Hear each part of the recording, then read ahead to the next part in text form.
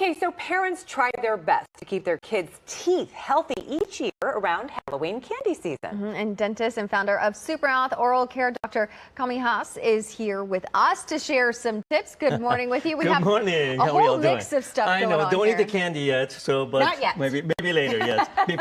Let's wait until we go through what you're supposed to do before you eat the candy. Deal. Sounds good. Wonderful. Okay. All right. So tell us a little bit about what you have going here. So I'm an orthodontist, and by the way, there's no wonder that Orthodontic National Month is the same month as Halloween. We get a lot of problems. So I'm not here to tell people not to eat candy. I just want to make sure that they do it correctly so they don't end up in a dental office with a broken bracket or a chipped tooth, worse, or a cavity later in a few months. So probably one of the biggest mistakes people do is they brush their teeth right after candy. Right. Actually, you're not supposed to brush your teeth after eating anything. Really? That's why you're supposed to brush your teeth before breakfast, for example, because the mouth becomes very, very acidic. So if you rub that acid into your teeth, you can damage it. So this is what we want to do before you go trick-or-treating. Before you go trick-or-treating, you want to brush your teeth with a toothpaste that has this ingredient called nanohydroxyapatite. What it does, hydroxyapatite is the mineral that makes up your enamel. I know, it's kind of a mouthful. But what it does, it buffers your enamel so you don't get cavities.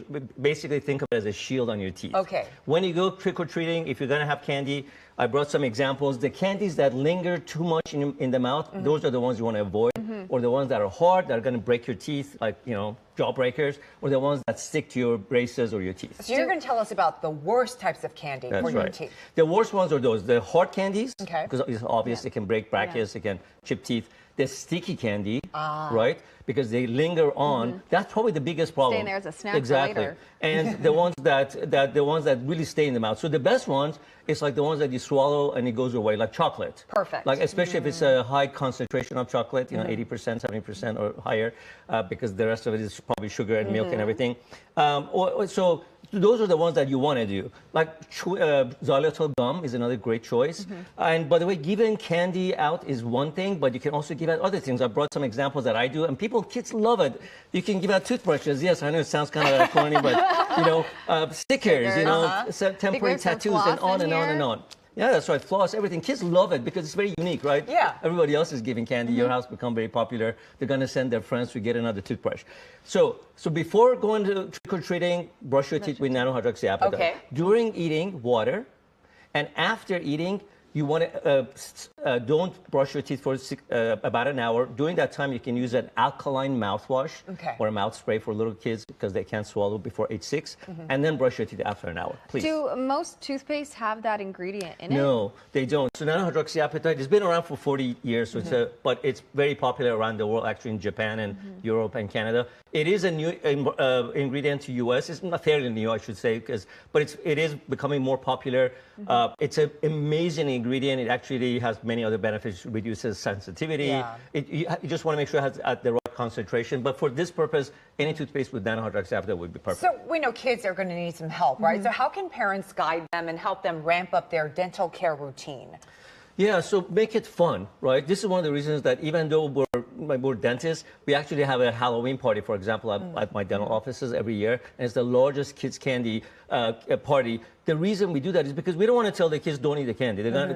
We want to, and going to the dentist, as you know, is one of the biggest fears. Yes. So we want to associate going to the dentist with something fun.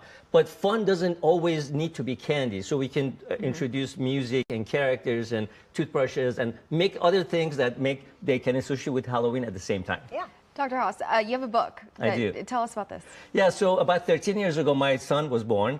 And when you may think I'm exaggerating, but in dental school, we learned nothing about oral care products, like toothpaste and mouthwash. So before he was born, it was easy for me to tell the other patients, I use anything with fluoride. But when he was born, I asked my wife, who's also a pediatric dentist, I said, what toothpaste should we give to Aiden? And she said, I don't know. So I started researching about oral care products, about oral systemic health. 6 years later, 600 books and articles later, I ended up writing a book about it. That talks about oral systemic health and what you can do to prevent the #1 disease in the world. I don't know if you know, but the most chronic disease, the most prevalent disease in the world is not heart disease, it's not cancer, it's dental disease, cavities and gum disease. I've heard this. And so tell folks the name of your book. If Your Mouth Could Talk is the name of my book. Of course. What would it say, right? It would say, stop eating so much candy, right? Love it. But so that's the book, and I'm really excited to share this information with the people so we can all work together to address this #1 disease in the world. It's so important, too. Yeah. It's your smile. Yeah, exactly. You want to keep it nice. All right, Dr. Haas, thank you so much.